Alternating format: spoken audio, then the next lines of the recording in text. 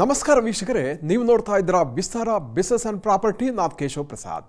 ವೀಕ್ಷಕರೇ, ಈ ಸಲದ ಕೇಂದ್ರ ಬಜೆಟ್ನಲ್ಲಿ ಹೊಸದಾಗಿ ಉದ್ಯೋಗಕ್ಕೆ ಸೇರುವವರ ಮೊದಲ ತಿಂಗಳಿನ ಸಂಬಳವನ್ನು ಸರ್ಕಾರವೇ ನೀಡಲಿದೆ ಅಂತ ಹಣಕಾಸು ಸಚಿವೆ ನಿರ್ಮಲಾ ಸೀತಾರಾಮನ್ ಅವರು ಘೋಷಣೆ ಮಾಡಿದ್ದಾರೆ.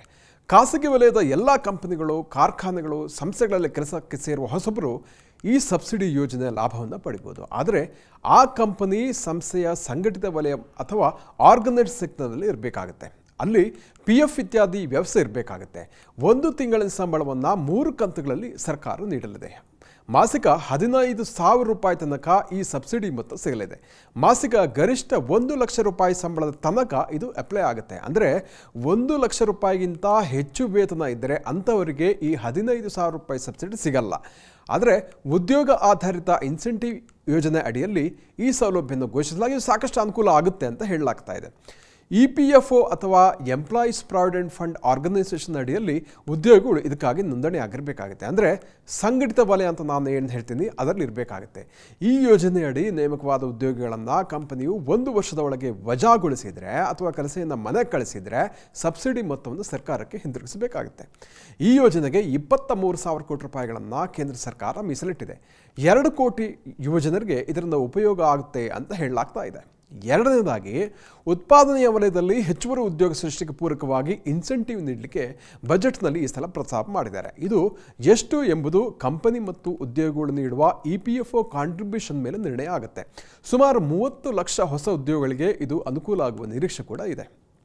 ಮೂರನೇದಾಗಿ, ಹೆಚ್ಚುವರಿ ಉದ್ಯೋಗಗಳನ್ನು ಸೃಷ್ಟಿಸುವ ಕಂಪನಿಗಳಿಗೆ ಬೆಂಬಲ ನೀಡಲು ಕೂಡ ಬಜೆಟ್ನಲ್ಲಿ ಒಂದು ಉದ್ದೇಶವನ್ನು ಕಲ್ಪಿಸಿದ್ದಾರೆ.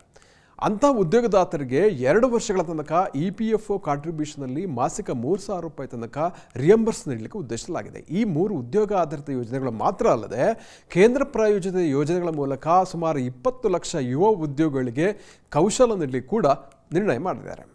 ಭಾರತದಲ್ಲಿ ನಿರುದ್ಯೋಗ ಅನ್ನುವಂಥದ್ದು ಪ್ರಮುಖ ಸವಾಲುಗಳಲ್ಲಿ ಒಂದಾಗಿದೆ. ನಿಮಗೆಲ್ಲ ಗೊತ್ತಿರ್ಬೋದು, ದೇಶದಲ್ಲಿ 2022-23ರಲ್ಲಿ 56 ಕೋಟಿ 50 ಲಕ್ಷ ಮಂದಿ ನಾನಾ ಉದ್ಯೋಗ ಕಸಬು ವೃತ್ತಿಗಳಲ್ಲಿ ದುಡಿತಾ ಇದ್ದಾರೆ. 45% ಮಂದಿ ಕೃಷಿ ಚಟುವಟಿಕೆಗಳಲ್ಲಿ ತೊಡಗಿಸಿಕೊಂಡಿದ್ದಾರೆ. 29% ಮಂದಿ ಸರ್ವಿಸ್ ಸೆಕ್ಟರ್ ಅಥವಾ ಸೇವಾ ವಲಯದಲ್ಲಿ ಕೆಲಸ ಮಾಡ್ತಾ ಇದ್ದಾರೆ.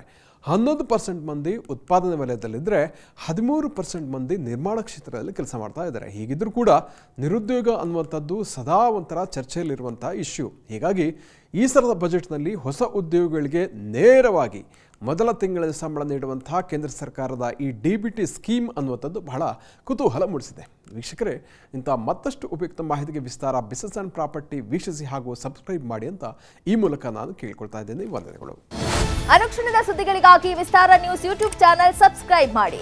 ಹೊಸ ಸುದ್ದಿಗಳ ನೋಟಿಫಿಕೇಶನ್ಗಾಗಿ ಬೆಲ್ ಐಕಾನ್ ಕ್ಲಿಕ್ ಮಾಡಿ. ಲೇಟೆಸ್ಟ್ ಅಪ್ಡೇಟ್ಸ್ಗಾಗಿ www.vistaranews.com ವೆಬ್ಸೈಟ್ಗೆ ವಿಸಿಟ್ ಮಾಡಿ. ಅಂಗೈಯಲ್ಲೇ ಜಗತ್ತಿನ ಸುದ್ದಿ ತಿಳಿಯಲು ವಿಸ್ತಾರ ನ್ಯೂಸ್ ಕನ್ನಡ ಆಪ್ ಡೌನ್ಲೋಡ್ ಮಾಡಿ.